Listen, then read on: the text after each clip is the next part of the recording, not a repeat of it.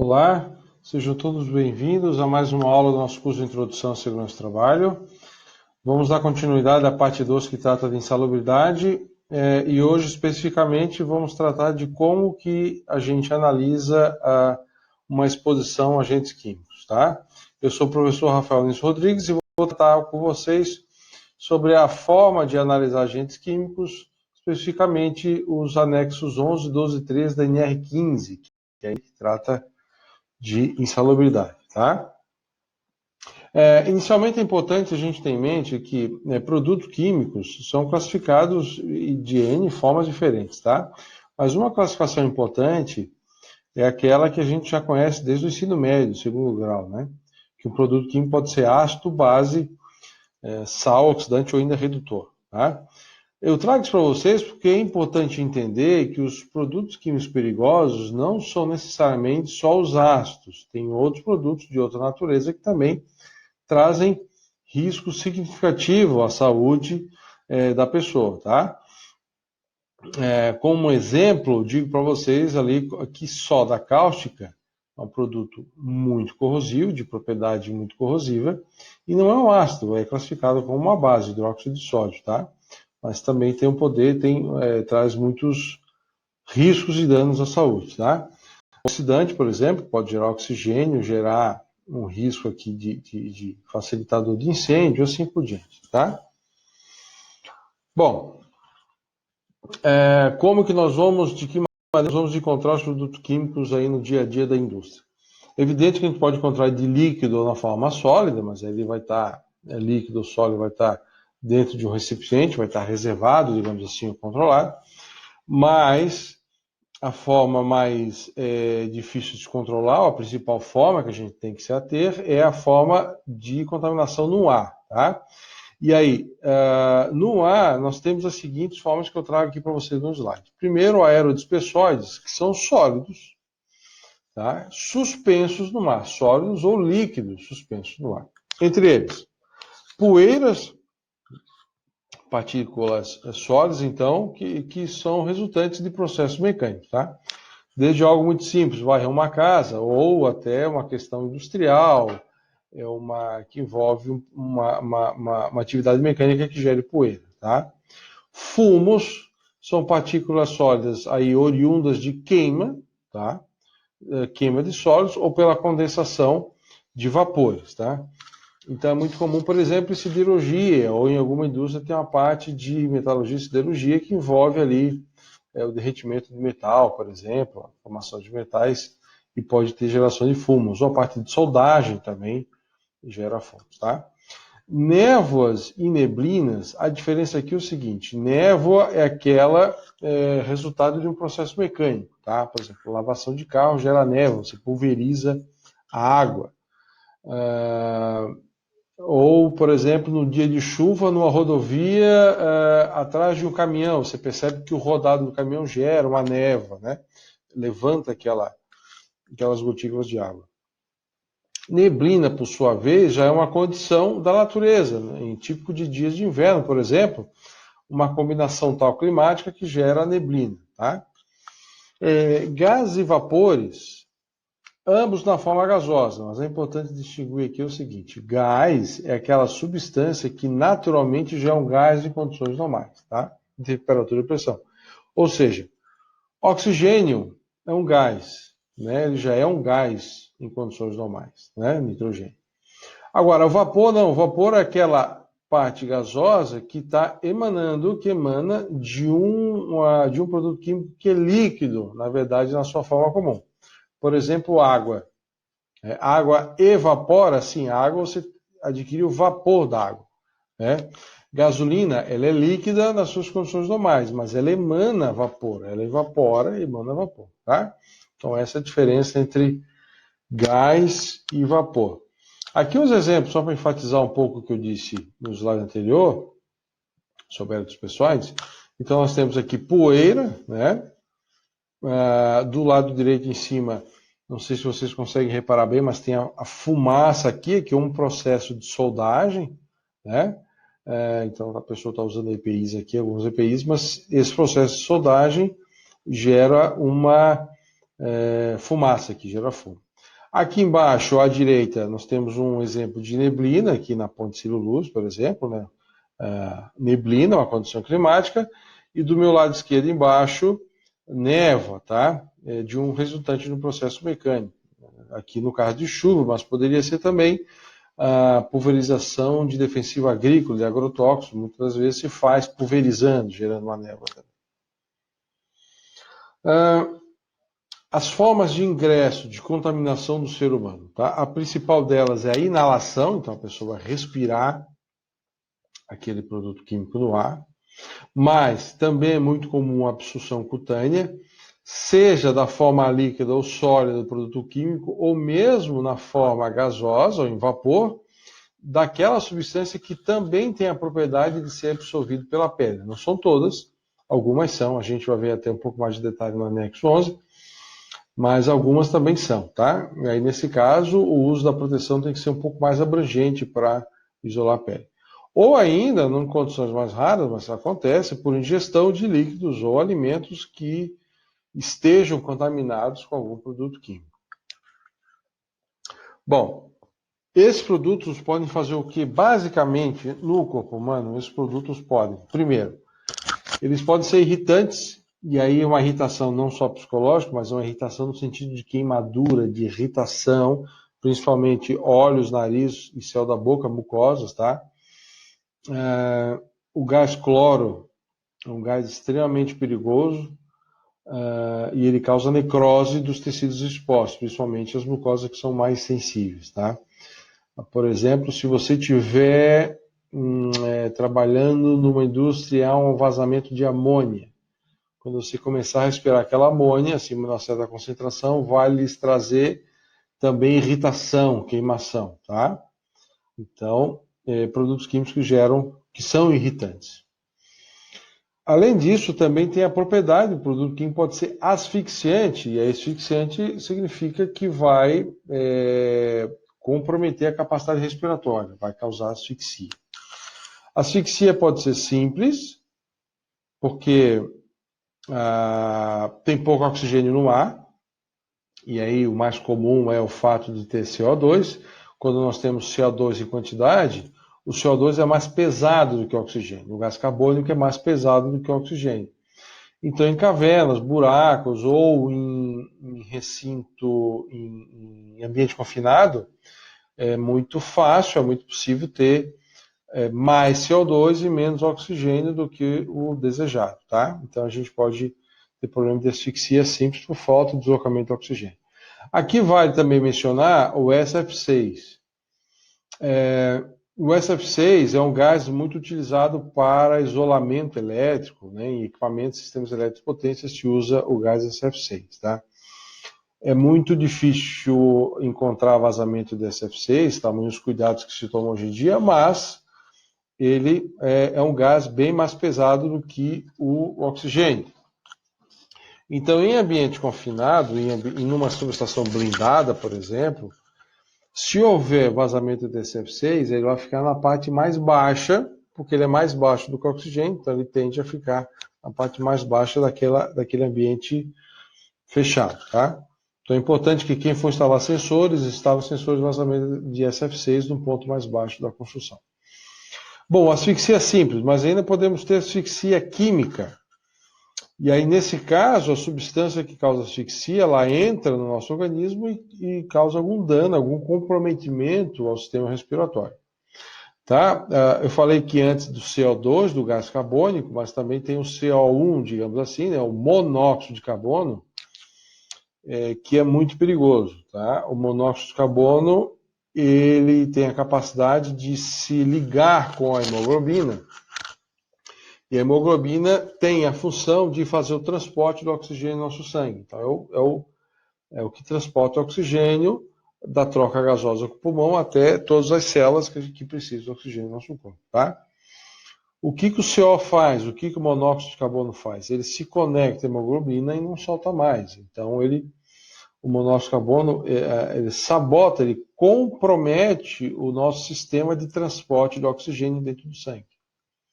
Tá? Então, isso causa uma asfixia química. Eu uso como exemplo aqui eu acho que vale a pena mencionar que teve um caso recente de um acidente terrível de uma família catarinense que morreu asfixiada lá em Santiago do Chile por vazamento, salvo engano meu, por um vazamento de monóxido de carbono, tá? E o que é importante destacar é que pouco tempo, pouca quantidade de exposição já foi o suficiente para intoxicar, asfixiar aqueles familiares todos. É muito perigoso isso aqui. Bom, um terceiro efeito pode ser de anestesia, anestésico, tá?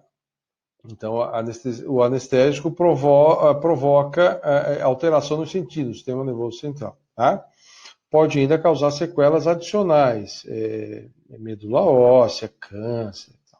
Então, por exemplo, o álcool etílico traz danos no nervo óptico. O tolueno traz sequelas sérias do sistema nervoso central.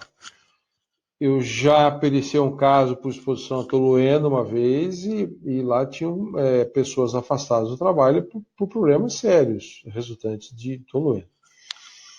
É importante destacar o seguinte, pessoal. A irritação, a asfixia e a anestesia não são efeitos necessariamente só pequenos, tá? Todos os três podem levar à morte de pouco tempo ou, no caso da irritação e dos anestésicos, ainda pode trazer doenças mais sérias, tá? Pode trazer câncer, coisas desse tipo aí. Bom, como é que a gente analisa, então, essa exposição a agentes químicos frente a NR15, tá? Diferentemente do que a gente já viu até agora, ruídos, frio e calor, agentes biológicos, agentes químicos são tratados dentro da NR15 em 3 anexos diferentes. Antes, os outros agentes de risco que nós já vimos tinham cada qual um anexo só, né? Agora aqui nós temos 3 diferentes, tá? Não são abordagens diferentes, são abordagens complementares. Tá? E eu vou destacar inicialmente o que faz cada um desses anexos aqui. O anexo 11 trata de agentes químicos cuja insalubridade é caracterizada por limite de tolerância. Tá? Isso quer dizer que nós temos aqui uma análise quantitativa. E já adianto para vocês que destaco um trecho do anexo 11 que lá tem um quadro que eu já vou destacar, detalhar para vocês, dos limites de tolerância, e o anexo 11 trata de limites de tolerância para absorção via respiratória. Nós estamos tratando aqui de gases e vapores, tá? Via respiratória e, evidentemente, que também está sendo considerado aqui, embora não tão evidente, mas eu estou enfatizando para vocês, que intoxicação também por gás e vapores que podem ser também absorvidos pela pele. Tá? Então, na absorção cutânea, também se considera isso para aquela substância que pode ser absorvida pela pele. Bom, o anexo 12, limite de tolerância para poeiras minerais. De novo, se tem limite de tolerância também é quantitativo. Tá? Só que agora aqui é para sólidos, para poeiras e de origem mineral. Tá? Então, nós vamos ver como é que nós avaliamos isso. São 3 tipos de poeiras que são considerados no anexo 12. Tá? No anexo 13, aí são os demais casos, tá? É o resto. O que não está sendo visto no 11 e no 12, tenta-se ver no anexo 13. Com detalhe, o anexo 13 envolve análise qualitativa. É parecido com aquela análise que a gente faz com agentes biológicos, tá? A gente identifica se aquelas funções que nós estamos analisando se enquadram ou não nos itens previstos do anexo 13. Então, anexos 11, 12 e 13. Vamos começar pelo anexo 11. No anexo 11, nós temos um quadro, aquele quadro 1 que eu mencionei antes, tá? Aqui é só um pedaço, na verdade, esse quadro 1 envolve várias páginas do anexo 11, tá? Nós temos aqui na primeira coluna substâncias químicas em ordem alfabética e outras colunas com informações para cada uma dessas substâncias. Então, veja, vou começar aqui pela última tabela, pela última coluna. Para cada linha, a gente vê qual é o grau de insalubridade. Tá? Veja, não existe um grau único de insalubridade para o anexo 11. Depende da substância. Então vocês vão ver que aqui pode ser máximo, médio ou até mínimo, depende de qual substância nós estamos analisando. Se houver insalubridade, será no grau estabelecido aqui pela tabela. Esse é o ponto 1. Valor teto, eu já vou explicar para vocês no slide à frente, tá? Vai ficar mais fácil de entender o que é o valor teto.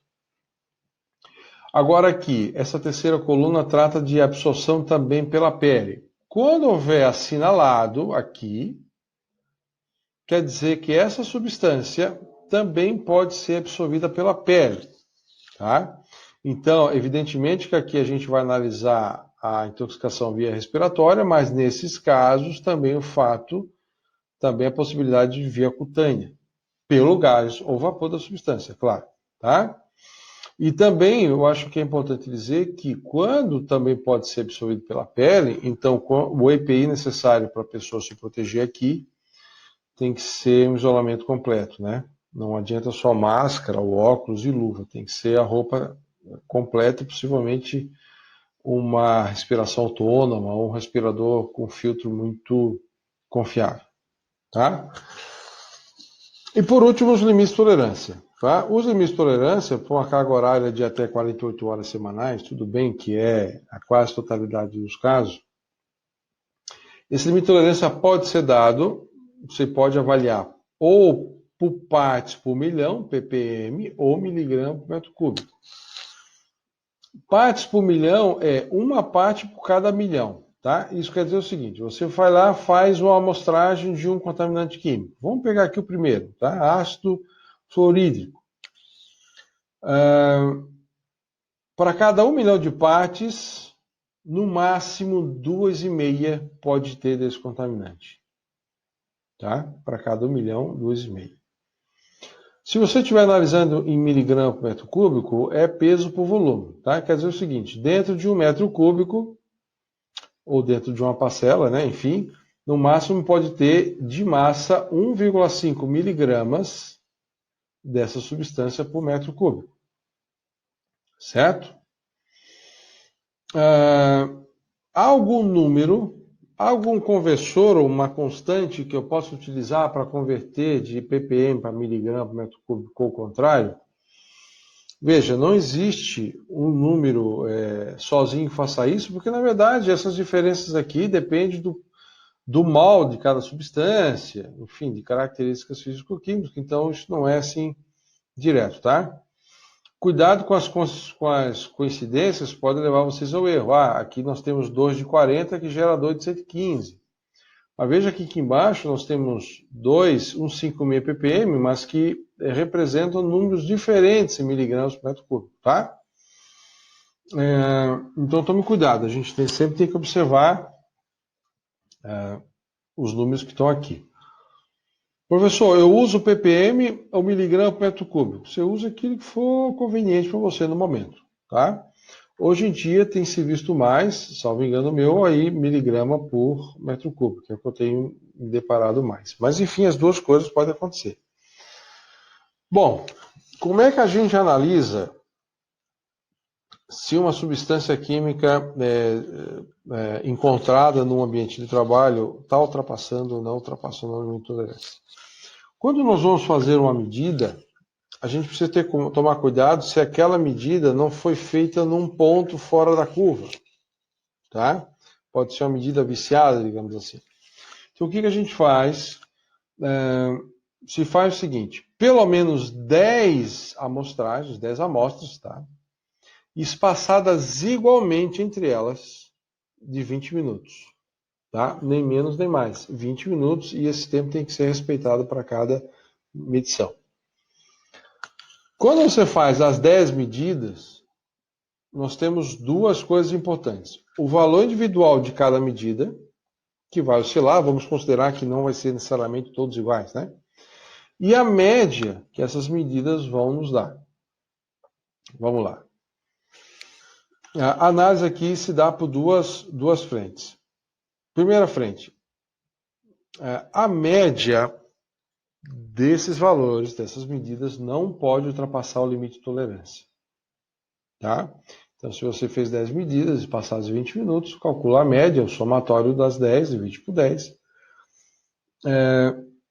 A média não pode ultrapassar o limite de tolerância. Muito bem. Bom, se a média, e eu tenho 10 valores, digamos, 10 medidas que não são todos constantes, então eu tenho valores acima e abaixo da média, certo? Certo.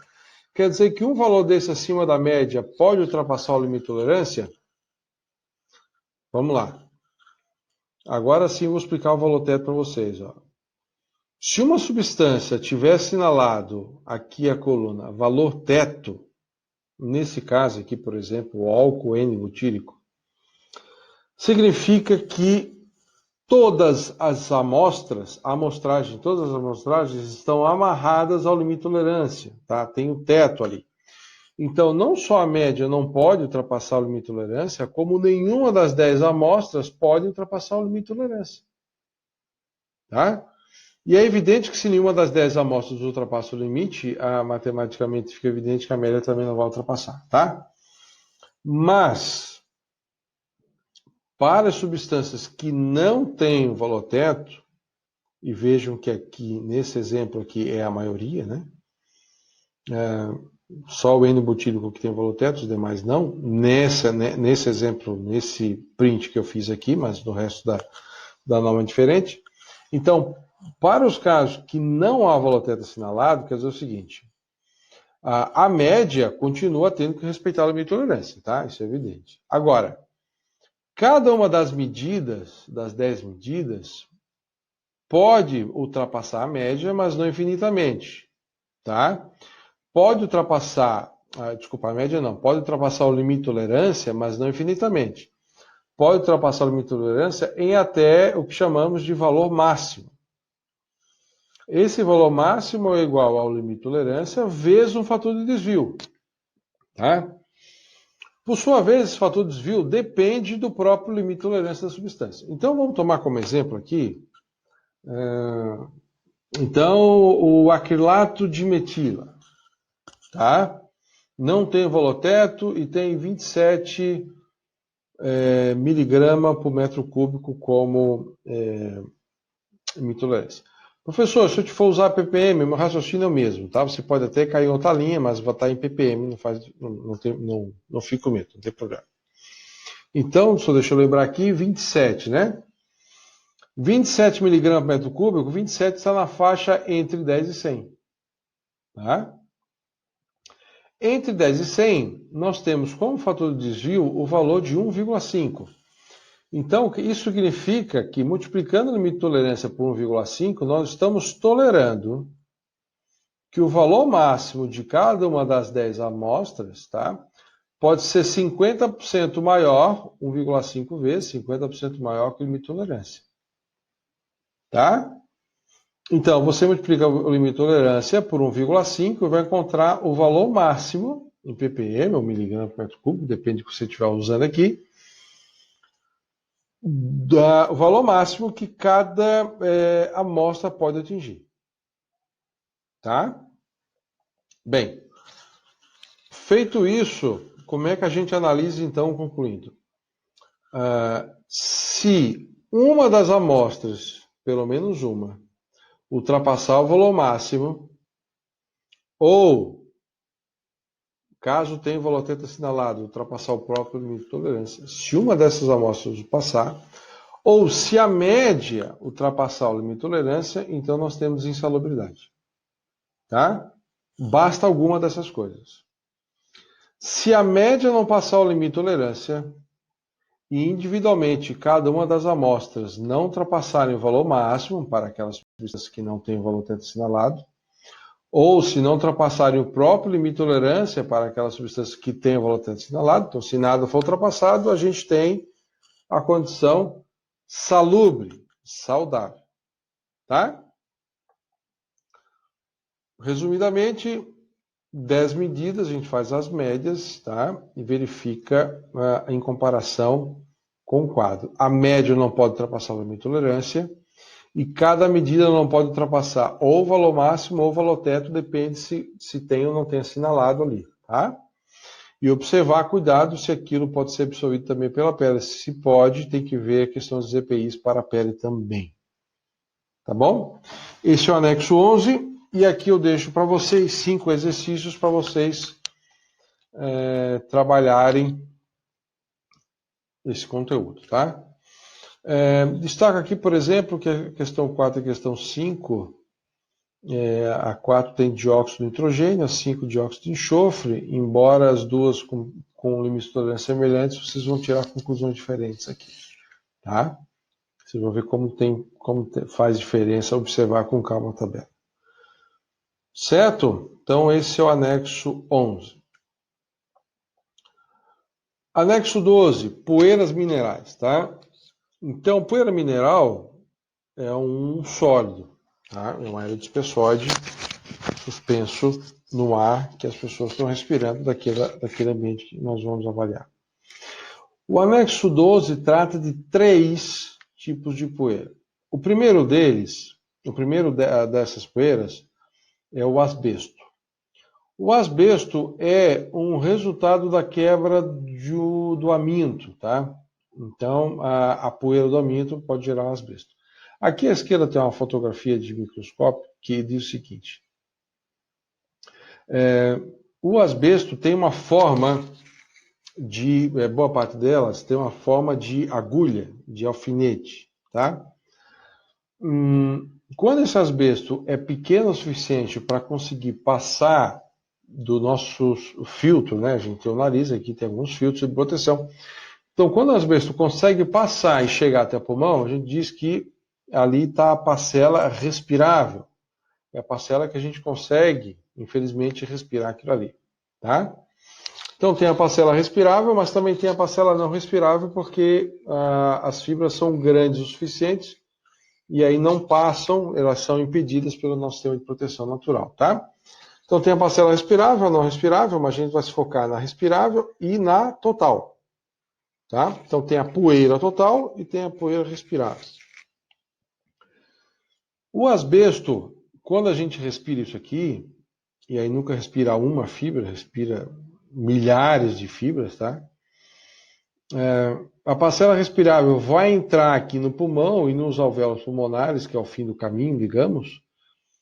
Aquilo vai se espetar, então aqueles asbestos vão se espetar. Em torno de cada um vai se criar um processo inflamatório e uma cicatriz, tá?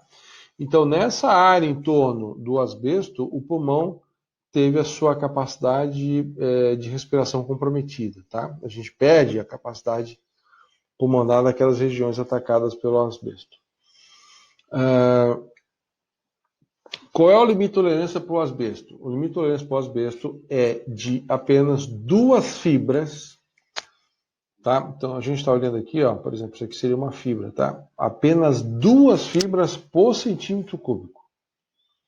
Então, 1 centímetro cúbico de amostra, você vai fazer uma amostragem lá, uma série de amostragens, vai levar para o laboratório vai analisar isso com propriedade e vai dizer para vocês quanto de fibras há por centímetro cúbico. Você vai comparar com esse limite de tolerância e vai dizer se estamos numa condição insalubre ou não.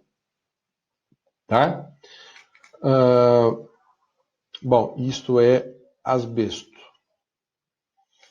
Temos ainda a sílica livre. Tá? A sílica livre, vamos pensar assim, é muito resultante de quebra de tipos de areia, né? De silicatos, de silício, por exemplo, gera sílica livre. Antigamente era muito comum o uso de jato de areia para tirar ferrugem de metal, por exemplo, né? Isso foi proibido, pelo menos o uso em área aberta foi proibido porque a quebra de areia gerava a sílica, tá? Então, o jato de areia ainda é permitido, mas sob condições controladas, tá? A diferença da sílica para o asbesto, o efeito é semelhante, mas a sílica, ao invés de ser uma agulha, ao invés de ser um alfinete, a sílica tem o quartzo livre. Isso aqui é como se fosse pedaços de navalha que você vai respirar e aí vai cortar o seu pulmão, a navalha vai espetar o pulmão e aí de novo. Processo inflamatório, cicatriz, perda da capacidade pulmonar daquela região. Tá? Então aqui o efeito é semelhante, só que ao invés de ser formato de agulha, é formato de quartzo, tá? De novo, nós temos também a parcela respirável e o total, que é a poeira total. A poeira total é a poeira respirável. O anexo 12 nos traz duas formas de medir isso, tá? Existe, e aqui eu estou destacando para vocês o que está lá, tá? Coloquei numa tabela diferente, mas é o que está no anexo 12. Ou a gente analisa só a poeira total por amostragem para o impactador, ou a gente usa uma amostragem gravimétrica e analisa tanto a poeira total quanto a respirável, tá? Eu vou focar nesse segundo porque é o que eu acredito ser o mais usado, o mais atual, é o que domina aí as amostragens, tá? Bom, quando a gente faz uma análise, o que é feito? Você vai pegar o equipamento, vai fazer amostragens, leva para o laboratório lhes diz, vai dizer para vocês quais são os valores de concentração da total e da respirável e qual é o percentual de quartzo daquela poeira. Como é que eu sei se é insalubre ou não? Primeiro, a gente tem que calcular o limite de tolerância. O limite de tolerância para a sílica livre não é fixo, ele depende do quartzo, tá? Então veja, inclusive aqui para mostrar para o impactador aqui em cima, nós vamos focar na gravimétrica aqui embaixo. A poeira respirável tem como limite de tolerância 8 dividido pelo percentual de quartzo, e aqui é o número percentual mesmo, tá? Não tem que transformar para decimal, percentual de quartzo mais 2, tá? Isso nos dá o limite de tolerância em miligramas por metro cúbico para a poeira respirável. 24 dividido pelo percentual de quartzo mais 3 vai nos resultar o limite de tolerância para a poeira total. Tá? Então vamos lá. Nós temos dois limites de tolerância, a poeira total e a poeira respirável. Você compara com os dados amostrados. Tá? Se pelo menos um deles for ultrapassado, já vai dar insalubridade. Tá? Basta que um deles seja ultrapassado. Se nenhum for ultrapassado, então nós temos ainda uma condição salubre ou saudável. Destaque para vocês o seguinte, matematicamente, vamos observar isso aqui. O limite de tolerância é uma função que depende do percentual de quartzo, tá? O percentual de quartzo está no denominador. Isso significa que quanto maior for a presença de quartzo na poeira, menor é o limite de tolerância. Ou ainda, quanto mais quartzo a gente tiver na poeira, mais rígido, menos exposto a gente pode ficar aquela poeira. Menor vai ser o limite de tolerância, tá? Então, se você estiver fazendo uma avaliação, dado que eu tenho, digamos, 4% de quartzo, aí você tirou a conclusão que aquela poeira, aquela condição é insalubre, tá? Com 4% de quartzo. Mas se a gente mudar o processo e a poeira ficar mais fina, porque a gente teve que melhorar o processo lá, mudar, e aí a gente vai aumentar, e na prática isso vai traduzir em aumentar o percentual de quartzo. Se eu aumento o percentual de quartzo, tá? Tem que se refazer a análise das concentrações, porque em tese isso pode mudar, mas numa análise simples, se eu aumento o percentual de quartzo, eu vou diminuir a minha tolerância. Então, eu vou tornar ainda mais rigoroso, e aí a probabilidade de ser insalubre é ainda maior, tá? Ainda bem maior. Certo? Essa sílica livre cristalizada. Ainda temos o terceiro, que é o manganês, tá? Então, o manganês é uma substância cuja exposição também é complicada e é controlada pela NR15 anexo 12. Nós temos dois limites de tolerância que dependem basicamente de onde se está trabalhando com o manganês. Na área mais da extração, da mineração, então veja aqui, ó. O limite de tolerância para operações com manganês e seus compostos, tá? Na área de extração, tratamento, moagem, transporte do minério, então a parte mais lá da bruta da mineração, nós temos como limite de tolerância o valor de 5 miligramas por metro cúbico de ar. Tá? Esse é o valor do limite de tolerância para essa situação. Agora, na situação mais do beneficiamento, onde a poeira fica mais fina, vamos pensar assim, O limite de tolerância para operações com manganês e seus compostos referente a, então veja que é mais o beneficiamento. Metalurgia de minerais de manganês, fabricação de compostos de manganês, fabricação de baterias e pilhas, evidentemente que vão manganês, assim por diante, tá? Fabricação de vidros especiais cerâmicos com manganês, tal, etc, etc. Tem aqui como limite de tolerância o valor de 1 miligrama somente por metro cúbico de ar, tá? Se nessa condição ou nessa outra ultrapassar a limite de tolerância, nós temos insalubridade por manganês, tá? Por poeira de manganês. Aqui eu estou mencionando para manganês, mas vale para o anexo 12 inteiro. Se houver insalubridade por poeiras minerais, essa insalubridade será de grau máximo, tá? Tal qual o anexo 11, deixo aqui para o anexo 12 também, 2 exercícios simples, mais voltados à sílica, tá? Para vocês exercitarem e consolidarem o conteúdo que nós estamos tratando aqui. Agora, o terceiro anexo que vamos tratar é o anexo 13, tá? Que se chama puramente agentes químicos. Aí, como eu brinquei lá atrás no início, é o resto, aquilo que não está previsto no 11 e no 12, se tenta prever aqui no 13. Bom, a primeira diferença é que nós vemos aqui o seguinte, não há números, aqui a análise é qualitativa, não há quantidades, diferente do anexo 11 e 12, tá? O anexo 13, ele é fragmentado, ele é discretizado pelas substâncias, tá? Então, pelas substâncias existem atividades previstas, descritas ali dentro do anexo como insalubre. Se você, na sua avaliação, verificar que aquela atividade está encaixada em alguma dessas atividades, então há a insalubridade no grau daquela que está prevista aqui. Então vamos lá, por exemplo, carvão. A insalubridade de grau máximo no trabalho permanente, veja, de novo, tá? Aqui significa habitual. Quando vocês leem a palavra permanente, significa habitual. O permanente é o seguinte, não quer dizer que vocês vão... a pessoa, ao invés de estar 100%, está 99% do tempo exposta, então não vai dar insalubridade. Não é isso, está errado pensar assim. Tá? O trabalho é habitual, é hábito, faz parte do dia a dia, é sabido que vai haver aquela exposição. Tá? Trabalho habitual no subsolo, tá? Quais? Operações de corte, furação, desmonte e carregamento de carregamento no local de desmonte, atividades de manobra, nos pontos de transferência de carga e ainda em viradores. A pessoa faz alguma coisa desse tipo? Faz. Então dá instabilidade de grau máximo, caso não haja EPI ou EPC, enfim, que elimine completamente o contato com o carvão.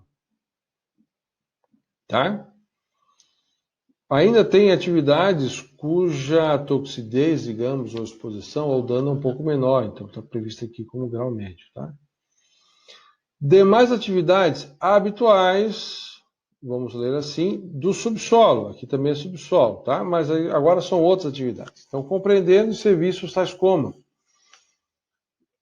de operações de locomotiva, condutores, engatadores, bombeiros, madeireiros, trilheiros, eletricistas e assim por diante, tá? Se enquadrar aqui dá grau médio. Insalubridade de grau mínimo. Aí vejo que aqui nós temos atividades habituais de superfície. As duas primeiras é de subsolo, aqui já é de superfície, já é fora do subsolo, tá? Então, nas operações a seco, britadores, peneiras, classificadores, carga e descarga de silos, transportadores de correia e de teleférreos, tá? Se enquadrou aqui, insalubridade de grau mínimo, por carvão. Ainda também tem um cromo, tá? Assim como vários outros, né? Não vou detalhar todos eles, mas enfim. Tá? Aqui só está previsto o grau máximo e médio, não há o mínimo. Então tem situações um pouco mais graves, outras menos graves, tá? Chama a atenção de vocês aqui pelo seguinte, vocês vão encontrar em outros pontos também, por exemplo aqui, ó. Pintura a pistola com pigmentos de composto de cromo, grau máximo. E aqui embaixo, pintura manual com pigmentos de composto de cromo, tá? Então, a pintura pistola é aquela que vai gerar uma névoa, vai gerar uma exposição ao cromo bem mais intensa do que a pintura manual, tá? Então, a pessoa faz pintura com tinta, com pigmento que tem cromo, mas a pistola é manual. Então, você tem que adequar e ver em qual que se enquadra aqui. Pode dar grau máximo, pode dar grau médio, tá? E assim por diante. Arsênico também é bastante utilizado, entre outras coisas, utilizado na parte de inseticidas, né? Você tem, por exemplo, fabricação de tintas, produtos parasiticidas, inseticidas, radicidas, tá? Então, quem trabalha na fabricação com isso vai entrar na insalubridade por grau médio. Se a pessoa trabalha com pintura pistola, que tem arsênico em recintos fechados, dá grau máximo, tá? Pintura manual, mas também em recinto fechado, vai dar grau médio. Se for pintura pistola ou manual, mas em ar livre, em área livre, tá? Mesmo que seja pistola, vai dar grau mínimo, tá? E outras situações que a gente pode prever aqui. Pessoal, o anexo 13 tem que ler, estudar e praticar a sua aplicação, tá? Não adianta eu ler item por item, eu vou fazer a orientação básica para vocês estudarem. Chumbo também é outro composto importante, tá? Uma outra substância importante. Você tem tanto o grau máximo como o grau médio e o grau mínimo. Aqui também tem a questão de pintura, tá? Ao ar livre, aqui não aparece, bom, aqui não aparece em pintura pelo jeito, tá? Mas tem aplicação, pelo menos, de substância com chumbo, tá? Fósforo, também uma outra.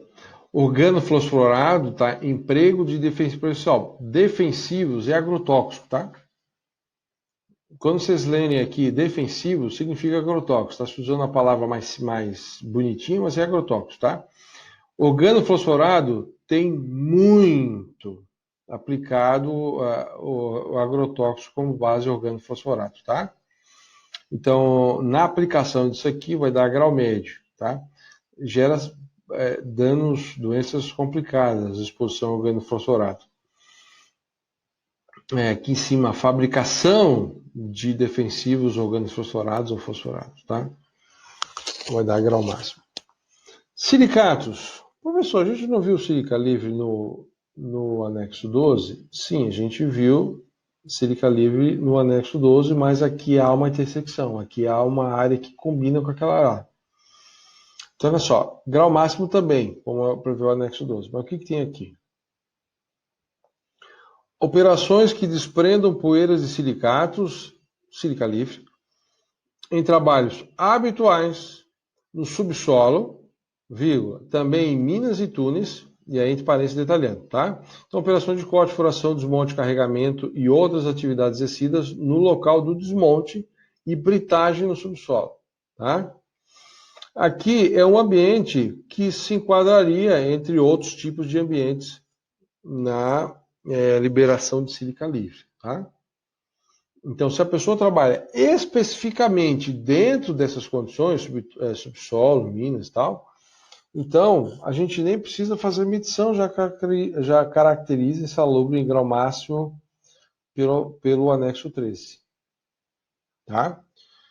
Isso aqui não resume todas as possíveis exposições à sílica livre. Aqui é só um caso particular, tá? Tá? Outras coisas que o anexo 12 também não prevê, por exemplo, a parte de moagem de talco, né? Fabricação de material refratário, por aí fora. Tá? Então tome cuidado que aqui há uma intersecção com o anexo 12, e só que aqui a gente pode fazer só pelo qualitativo, segundo esse item. Hidrocarbonetos.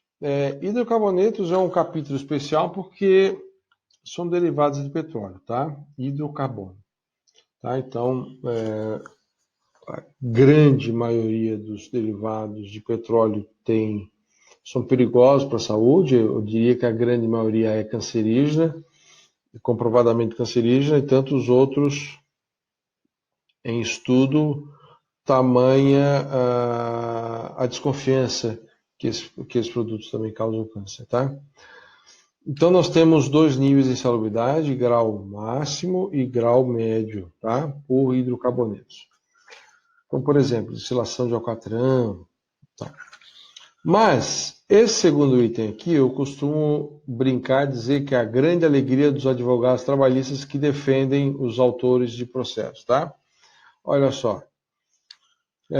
Manipulação de alcatrão, ok, bitume, antraceno. Óleos minerais. Quais, professor? Todos. Se for mineral, ou se tiver óleo mineral de maneira significativa dentro da sua composição, entrou aqui, tá? Lubrificantes, graxas, tá? Por que também entra aqui? Olha só. Óleo queimado, parafina e outras substâncias cancerígenas afins. Ele colocou aqui, ó, as substâncias cancerígenas afins, ou seja, hidrocarbonetos cancerígenos. Vai entrar aqui um balaio de coisa, tá? Vai entrar aqui um balaio de coisa. Evidentemente, você tem que ter a comprovação da sociedade, a sociedade internacional que comprova que as substâncias são cancerígenas, etc. Tá? Mas, no dia a dia da indústria, um mecânico industrial ou um operador de máquina e equipamento que envolve algum tipo de lubrificante, estatisticamente, pelo que eu já vi, é muito difícil encontrar aquela pessoa que está com a mão limpinha, tá? O advogado sabe disso. Então, quando ele enxerga essa situação, ele já está vendo uma grande probabilidade de ganho de causa nesse quesito, pelo menos, tá? Então, sujar a mão com lubrificante, com óleo refrigerante também, acontece na indústria, tá? Então, vai se enquadrar aqui. Professor, o óleo é 100% sintético, não é mais óleo mineral. Então, nós temos que partir a análise para uma outra frente, tá? Ver a composição e ver onde é que esses componentes, essas substâncias que compõem aquele óleo, se enquadram dentro do anexo 3 inteiro, tá? Mas que é difícil, tá? Boa parte sempre tem alguma coisa mineral, viu? Por mais sintético que seja, mas enfim. Pintura, a pistola com esmalte com hidrocarbonetos. Aqui embaixo tem pintura a pincel com esmalte, tá? Em grau médio. Também é grau médio limpeza de peças ou motores com óleo diesel aplicado sob pressão. Professor, não é sob pressão, então não vai dar nem grau médio. Não é isso. Tá? Mas, se a pessoa tem contato com óleo diesel, é porque aqui está considerando que o teu vai usar pincel, vai usar alguma ferramenta, então o contato na tua mão é mínimo, se é que tem. Tá? Se tiver um contato abundante, então você vai ver se o óleo diesel se enquadra aqui. O que é pior não. Aqui tem um item importante que vale alguma observação, tá? Emprego de defensivos, vamos lá, agrotóxico, derivados de ácido carbônico, de aminoderivados, de hidrocarbonetos aromáticos. Veja, entre N classificações que a química pode dar para substâncias, também se ele é aromático ou não aromático, tá? Naftaleno, derivados tóxicos, isocianatos na formação de poliuretanas, isso é outra coisa, tá? De produtos como solvente ou limpeza de peças, de artigo de borracha, assim por diante, tá? Eu acho que cabe ressaltar aqui o seguinte, você que está assistindo essa aula pode ter a sua formação em qualquer outra área, né? Mas essa aula tem um foco momentaneamente mais para o pessoal do Instituto Federal de Santa Catarina, pessoal da eletroeletrônica. Normalmente o pessoal da eletroeletrônica não tem uma formação larga, profunda em química, e aí vai ter dificuldade de analisar isso aqui. Por sua vez, boa parte das vezes, o pessoal da química não tem uma formação larga também na questão elétrica e teria, por sua vez, dificuldades em sistemas elétricos de potência, né? Em equacionar isso se a gente for estudar em R10. Por que eu estou dizendo isso? Se você se deparar com a situação aqui, vale a pena você buscar auxílio de alguém da química para interpretar com muita propriedade a composição daqueles produtos químicos que você está analisando, para poder enquadrar com confiança dentro desses itens todos, tá? A mesma substância pode ter hidrocarboneto, mas pode ter outras substâncias previstas também aqui no anexo 13.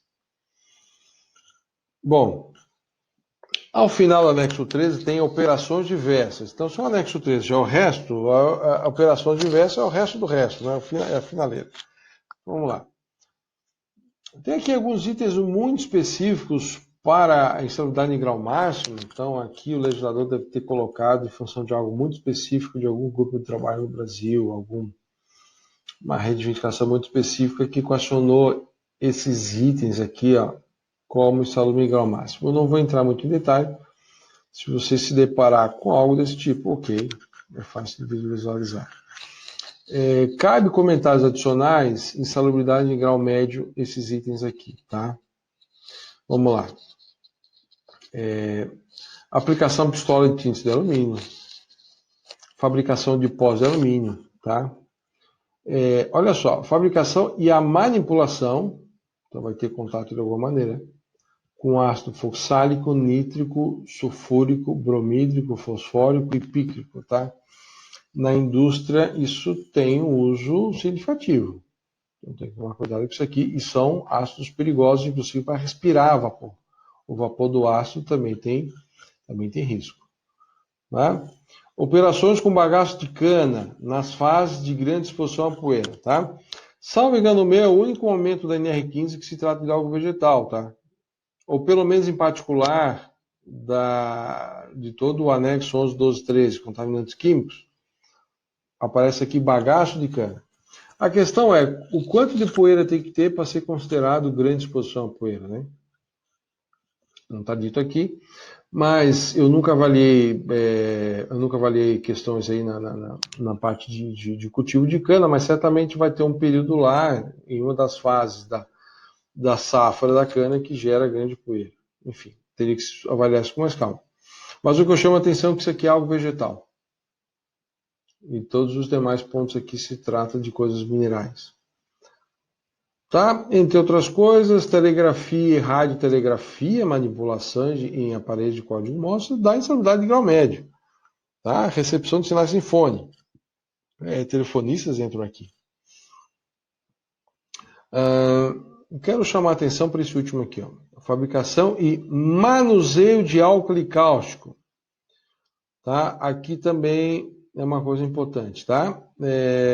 O que é um álcool cáustico? Soda cáustica é um álcool cáustico.